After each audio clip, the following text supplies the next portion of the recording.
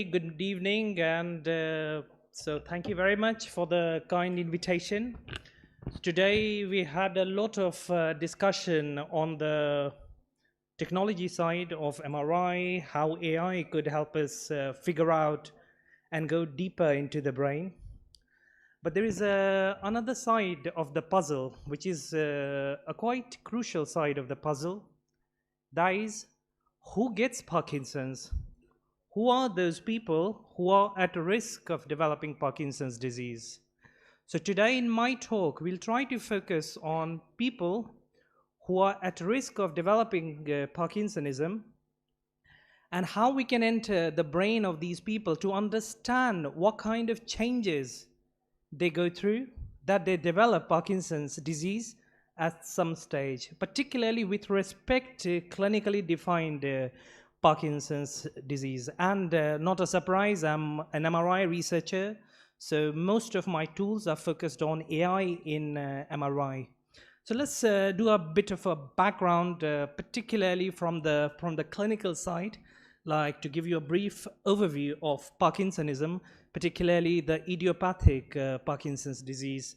So idiopathic Parkinson's disease at the level of brain, what happens, what you can see in the animations, there is this region in the midbrain, substantia nigra, which degenerates, and there is a loss of dopaminergic neurons, along with an increase of iron content that is particularly focused on basal ganglia, the basal ganglion regions, augmentation of iron. So the challenge side is we do not know very clearly which part of the basal ganglia contains more iron.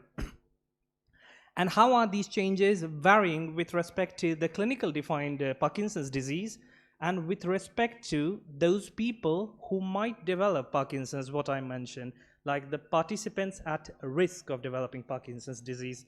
So the factors associated with Parkinson's disease, which we often talk about, either it is those classical motor syndromes we talk about, or the non-classical non-motor symptoms as well.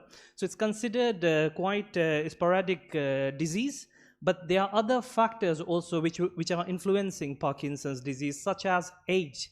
So there is a big role of age. The aging factor is like in other neurodegenerative disorder. Then there is a big role of genetic, which kind of genetic mutations leads to developing clinically defined Parkinson's disease. Then there are other environmental factors as well. So people at risk, let's see, so what kind of people are at risk of developing Parkinson's disease and what is happening inside the brain of such people.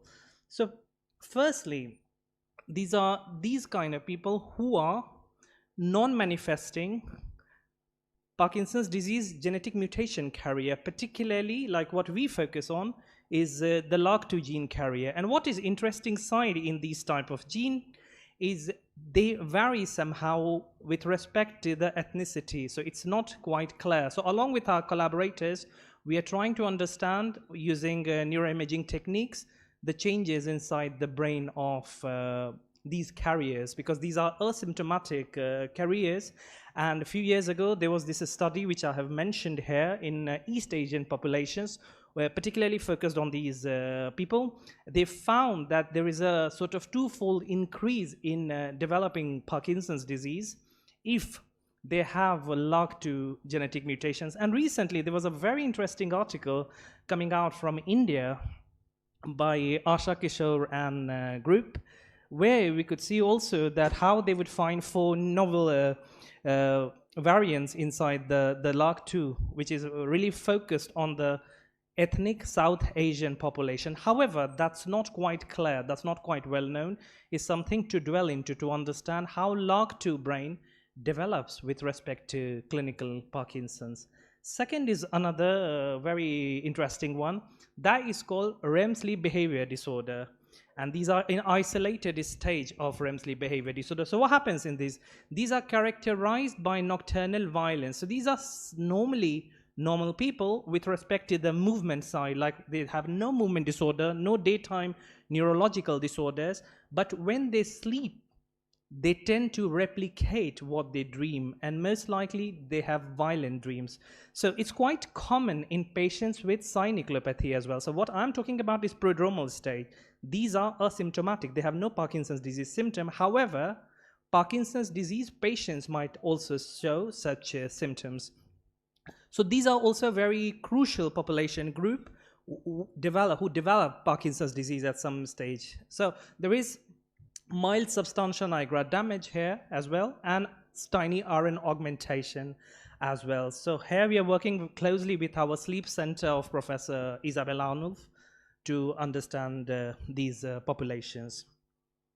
So the crucial part here, how it is coming out, like how these people are developing neurodegenerative disorder. So recently there was a big report coming out from United Nations that how from 0.5 billion in 1990s, we tend to get older and older, the overall pool of people getting older. So that leads to a larger population of people who might catch neurodegenerative disorders such as Parkinson's and Alzheimer at some stage. So that makes us think that there is an urgent need to develop reliable biomarkers, particularly what we do, like sort of neuroimaging markers to solve, which could help us in like understanding the disease progression or analyzing the effect of disease modifying treatments as well, and particularly to monitor how the disease progresses, how it spreads.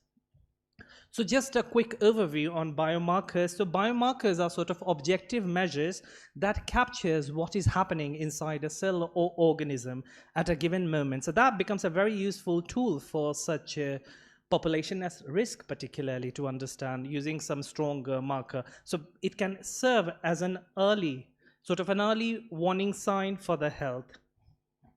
So what neuroimaging biomarkers could do, they could help us in the diagnosis accuracy at an early stage. Disease progression can be monitored using that, and the disease modifying treatments could be analyzed as well. So further, let's now try to see which regions are implied in this population at risk and the clinically defined Parkinson's disease. So first is always the substantia nigra. It's very crucial. Particularly, there is a pigmentation in substantia nigra that is called neuromelanin pigmentation. So you can see in these images, a normal healthy person has substantia nigra somewhere here, and in Parkinson's, the substantia nigra starts to disappear over the years. So this is quite developed Parkinson's disease patient, which I'm showing. So they have sort of loss of substantia nigra neuromelanin. Also interestingly, as I have mentioned, it's not only in the dopaminergic neurons of substantia nigra, but also in the noradrenergic neurons of locus coeruleus. So that's quite interesting region, and quite less is known about this region as well. So coming back to this neuromelanin is quite mysterious, neuroscientifically speaking. So not clearly is understood about neuromelanin, that what is the role of this pigmentation in understanding the spread, how it varies. So there was some interesting work in the past, like you can see in the plot, that from 5 years of age, like from the neonatal times, they start to have neuromelanin pigmentation, and around 60 or so, even if they are healthy, they start to lose the pigmentation. And at some point, something happens. There is a threshold where they start to develop Parkinsonism. So this mystery is still not clear. We are also trying to work with the models of preclinicals to understand how it is varying for the Parkinson's disease. Second part is the iron, as I mentioned. The iron-sensitive MRI approaches can help us to understand the iron augmentation, particularly in the same substantia nigra and the related basal ganglia regions. Third was locus coeruleus, to just show you how it looks like.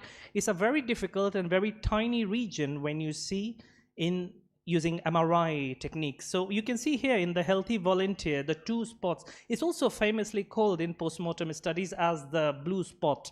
So it looks blue in reality, and in MRIs, you see it looks like a tiny white spot here to left and right locus. What happens with these people who have REM sleep disorder? They start to lose locus, and you can see that clearly in MRI. So that becomes a very interesting marker for us. So this reduction. So somehow there is this implication of the sleep disorder and locus coeruleus, and they also contain this neuromelanin pigmentation. But given it's quite tiny, what kind of technologies we can use to segment, to really quantify the signal inside that? That's a bigger question. So now coming to the tools, what kind of tools we use? You already heard about MRI. So we are very closely associated with the MRI platform of our institute at the Paris Brain Institute. So to give you a brief picture about that, I'm sure most of you know. However, it's a non-invasive medical imaging technique that records changing medical feeds. So it gives you kind of different kinds of images based on pulse sequence. With the animation here, you could see how it looks like you have an expert sitting, person gets scanned, and a type of question you are dealing with, you can see here and play around with the protocol here. So with one of our MRIs, I was being a part of an experimentation. So this is what I'm showing. And so talking about the platform, what we have other also active system inside the Center for Neuroimaging Research, where we are running our experiments. So we have largely these through 3 Tesla Siemens machines, and now we are having the 7 Tesla Siemens machines. But apart from that, there are this huge small animal facility, and also about MEG and EEG. So this is the time also to introduce about what the research is focused on in movement disorder. So the team is headed by Professor Vidaye and Professor Luharisi. So here what we are having largely all sorts of questions of abnormal and normal movements. So I'm involved with the sub-theme of movement, that is the Parkinson's and sleep disorder using MRI in the MOVIT team. So recap of what kind of methods using the MRIs could be used to quantify what sort of things. So largely you could also enter and quantify cortex, brain connectivity, all the basal ganglia and diffusers, as Esther showed it very precisely. So what my focus is largely on substantia nigra and locus coeruleus. So giving you a brief picture about how the sequences look like. So this you can see here, you have T1, you have T2, you have resting state fMRI as well. And apart from that, there are these iron sensitive markers and neuromelanin images, which I'm mostly interested in. So neuromelanin sensitive images is a sort of technique which we use to quantify as a proxy of dopaminergic neurons. So how we enter now in these regions, what technologies we use to quantify it precisely, these regions.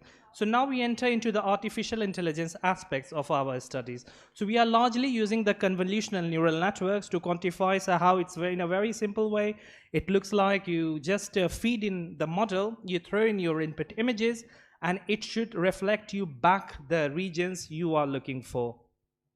So what happens is it's a type of feed-forward artificial neural network, and the connectivity patterns, as many already mentioned, is inspired from the human and animal visual cortex. So what happens here is mostly has 4 types of mathematical operators: convolutional operator, ReLU, pooling, and fully connected layer. So if one convolutional layer is present, mathematically speaking, is considered convolutional neural network. So basically with this animation, I'm trying to show that what we are trying to make this very complex mathematical AI model into a simple software that you're just throwing in your images, and you're getting similarly like this results out of that, like the region which you are looking for.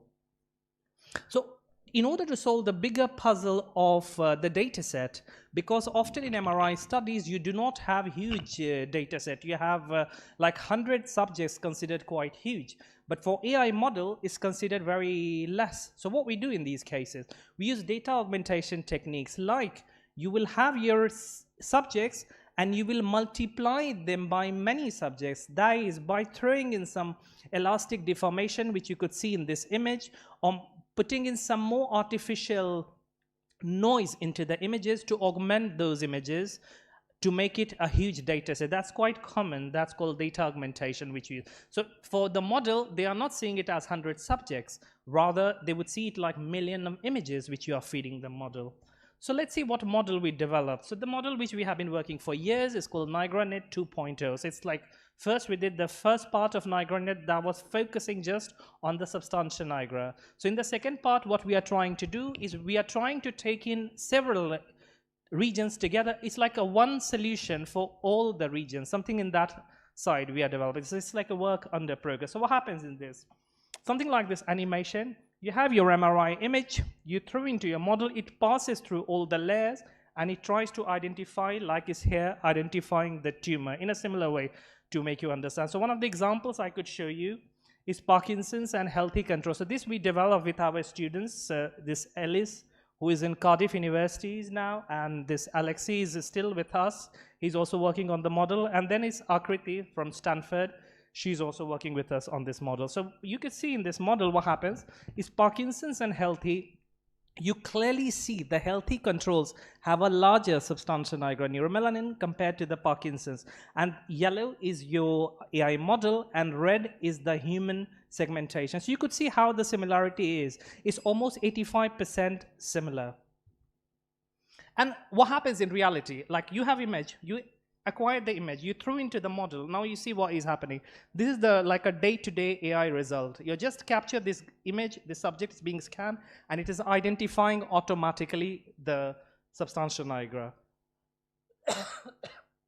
So this is a typical example of how substantia nigra is done. However, there is a bigger difficult question here, that is locus coeruleus. So how to do with the locus coeruleus?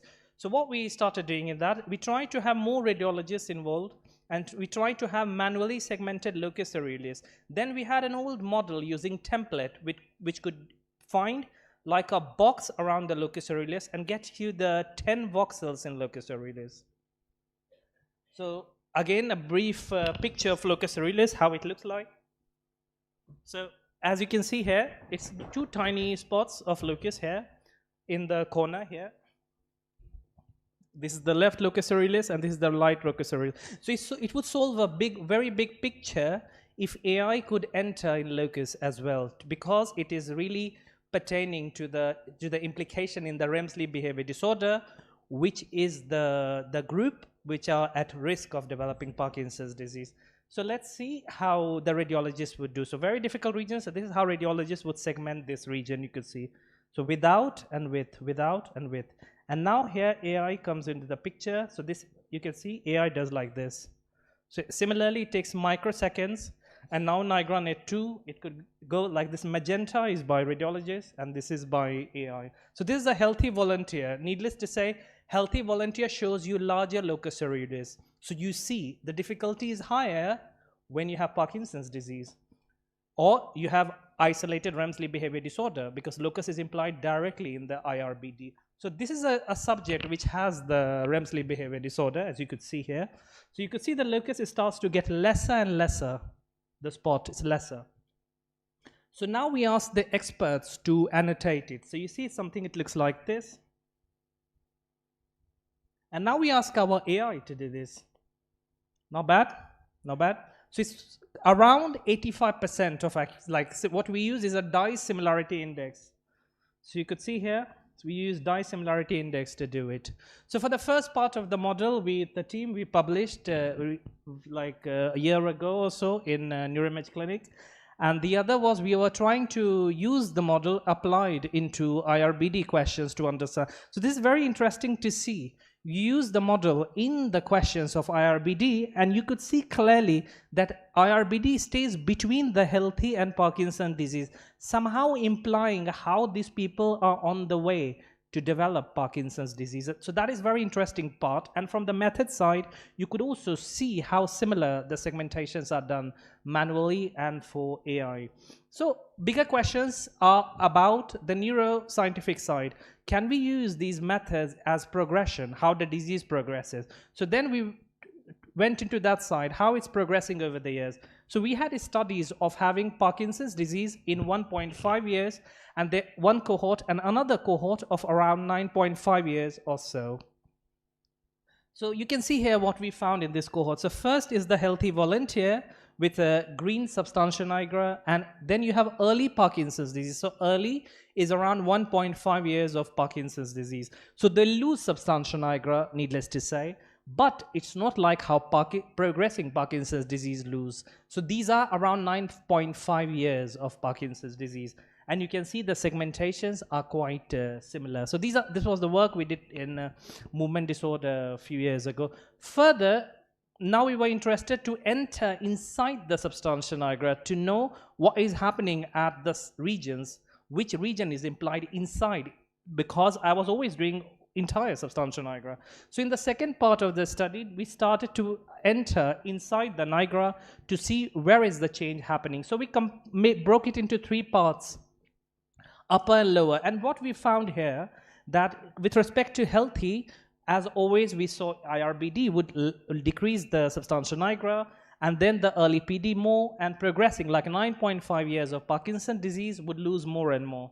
And we saw, interestingly, that particularly the posterior region of the nigra would show more loss of nigra. We went on further to go inside the associative region, sensory motor region, and the limbic region of substantia nigra, because we wanted to understand, like at deep level, where is the change happening, what is happening. Whole substantia nigra, like in neuroimaging terms, is around 200 to 400 cubic millimeters from imaging terms. So it's quite huge if you see. So interesting part is to know what is happening inside. So here also in this study, what we found is the sensory motor loses more neuromelanin apparently.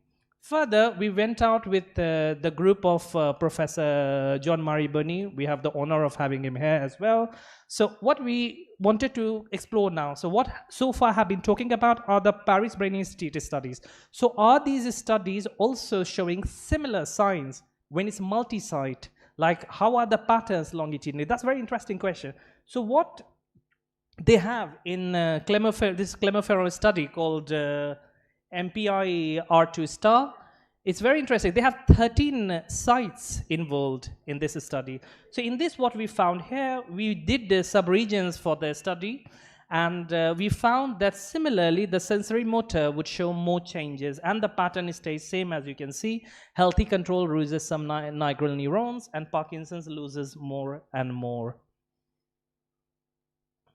So as a pre-symptomatic marker, so coming back to the same point, who are the people at risk? So there we worked with some other students of mine. It was Pia and Lillian, where we were trying to understand what happens with the people who have genetic mutations, but they do not have Parkinson's disease. So interestingly, what we found with the LRRK2 mutation carriers who are not having Parkinson's disease, interestingly, you see them, they stay in between the healthy volunteers and the Parkinson's disease. It means that somehow they are on the way of losing more and more neurons to arrive at that point, the threshold, where they might develop Parkinson's disease. So you can see here the pattern, and CNR is the contrast to noise ratio, which is lowest for Parkinson's with respect to healthy. It's quite known, but you see LRRK2 stays in between somehow. Now is the part of locus coeruleus, where the locus coeruleus can be a marker of progression for Parkinson's as well as Parkinsonisms. For example, multiple system atrophy, progressive supranuclear palsy, and all those diseases, because these are the diseases IRBD could convert into. So what we found with another student of mine, Alexei, was locus coeruleus was lowest in the multiple system atrophy with respect to healthy controls, and when they have REM sleep behavior disorder, they lose more. So you could see here, Parkinson's disease would lose more if they have RBD, REM sleep behavior disorder. So that shows a sort of implication of locus coeruleus directly with the sleep disorder.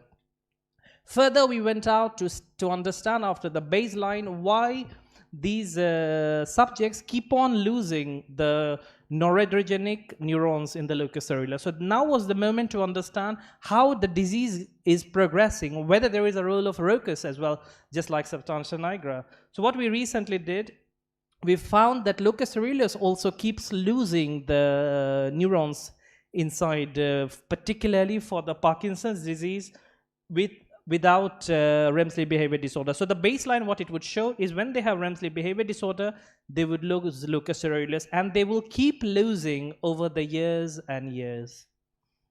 Now is the question of iron. What happens with iron in the brain? Locus coeruleus, we are losing. Substantia nigra, we are losing. But what is happening with iron? There is this iron role as well in Parkinson's disease and the people who are about to get Parkinson's. So this is how it looks like for the quantitative MRI. This is a QSM image, And you could see here substantia nigra region-wise segmented.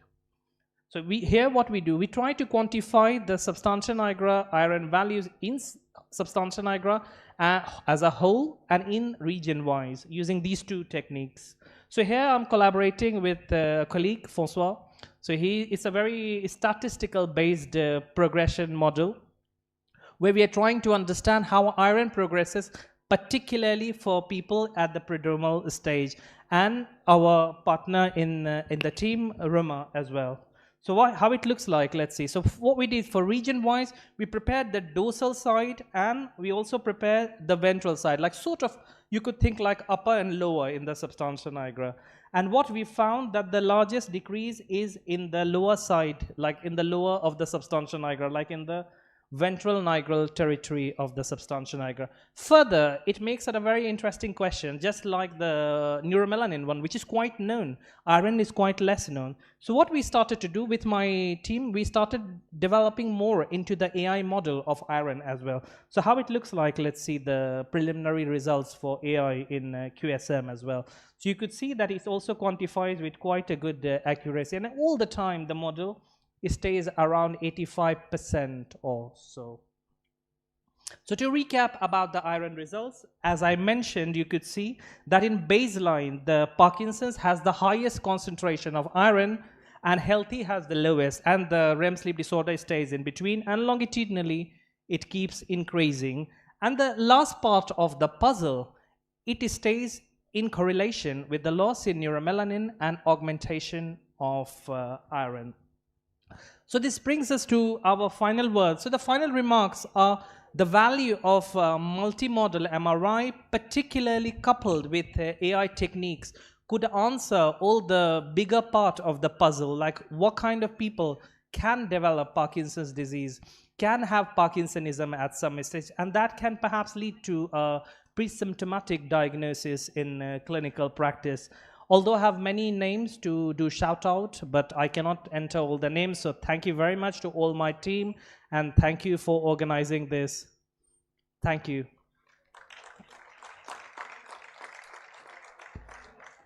And hello from my team with the picture. So the upper part is the group of ICM's communication with whom I work a lot with. Second is our team, Move It, Movement Disorder. And the third is the Senior Center for Neuroimaging platform. So thank you very much. Long live India and France friendship.